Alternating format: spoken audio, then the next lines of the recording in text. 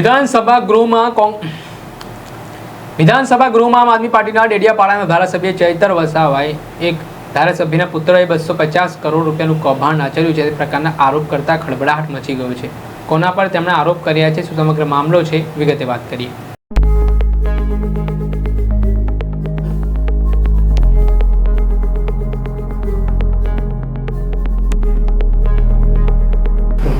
શું તમે શોપ લેવાનું વિચારી રહ્યા છો?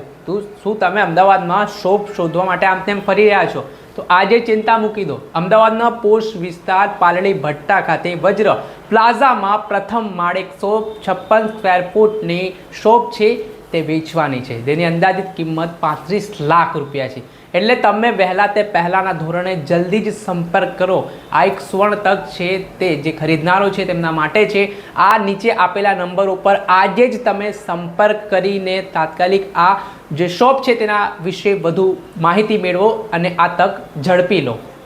નમસ્કાર દર્શક મિત્રો, સ્કાયનેટ મીડિયામાં આપનું સ્વાગત છે. હું છું ફૈઝાન. આ દિવસોમાં વિધાનસભાનો અંતિમ તબક્કો ચાલી રહ્યો છે. તમામ ધારાસભ્ય પોતાના વિસ્તારોની રજૂઆત કરી રહ્યા છે અને આ વચ્ચે આમ આદમી પાર્ટીના ડેડિયાપાડાના ધારાસભ્ય ચૈતર વસાવા મેદાને આવ્યા છે.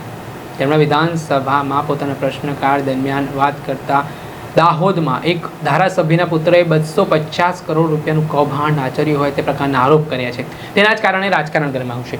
જેમાં તેઓ આરોપ કરી રહ્યા છે કે 250 કરોડના કૌભાંડમાં મનરેગામાં 40-60નો રેશિયો હોય છે, તેમાં 60% મજૂરોનો ખર્ચ અને 40% મટીરિયલનો ખર્ચ હોય છે. આ કામમાં એક ધારાસભ્યના પુત્રએ 250 કરોડ ચૂકવવામાં આવે છે અને આ મુદ્દા પર 19 જેટલી પંચાયતોમાં ફરિયાદ પણ થઈ છે. આ કંપનીને પૈસા ચૂકવી દેવામાં આવ્યા છે, પરંતુ અત્યાર સુધી જે કામો થવા જોઈએ તે કામ નથી થયા. તે પ્રકારના આરોપો ધારાસભ્ય ચૈતર વસાવા લગાવી રહ્યા છે.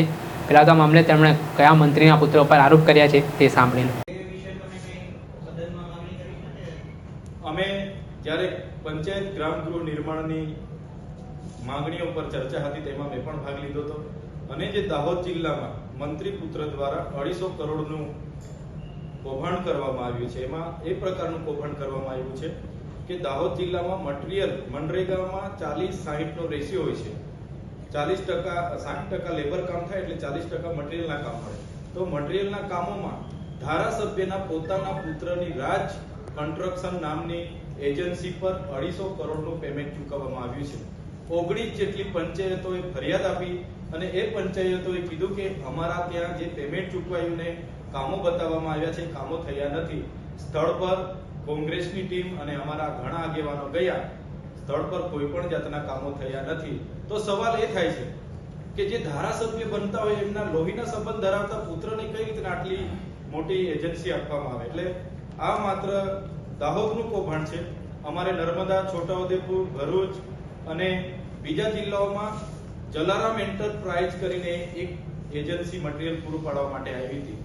એ એજન્સીએ પણ છેલ્લા 5 વર્ષમાં જો આપણે તપાસ કરાવીએ તો કમસે કમ 2200 થી 2500 કરોડનું કૌભાંડ એ એજન્સીએ કર્યું છે.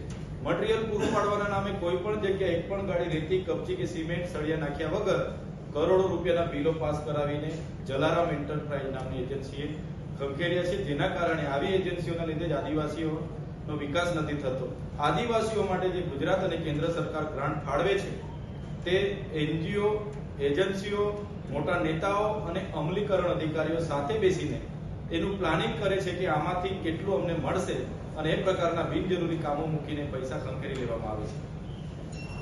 હાલ જે રીતે આરોપ તેઓ કરી રહ્યા છે કે દાહોદમાં વિકાસના કામોમાં રેતી, કપચી, સળિયા સહિતની વસ્તુ હોય તેમાં માલ પૂરા પાડવાના બદલે બારોબાર બિલ બનાવીને આ 250 કરોડ રૂપિયાનું કૌભાંડ આચર્યું છે. ન માત્ર દાહોદ પરંતુ અલગ અલગ જિલ્લાઓનું લિસ્ટ કાઢવામાં આવે તો મોટી યાદી છે અને તેમણે 2500 કરોડની આસપાસ આ કૌભાંડ હોઈ શકે છે તે પ્રકારની વાત કરી છે અને મામલે તપાસ કરવામાં આવે તેવી પણ માંગ ઉઠાવી છે. ત્યારે જોવાનું રહ્યું કે આ મામલે સરકાર દ્વારા આગામી સમયમાં શું પગલાં લેવામાં આવે છે અને જે આરોપો લાગી રહ્યા છે તેના કારણે ફરી એકવાર ખળબળાટ મચી ગયો છે.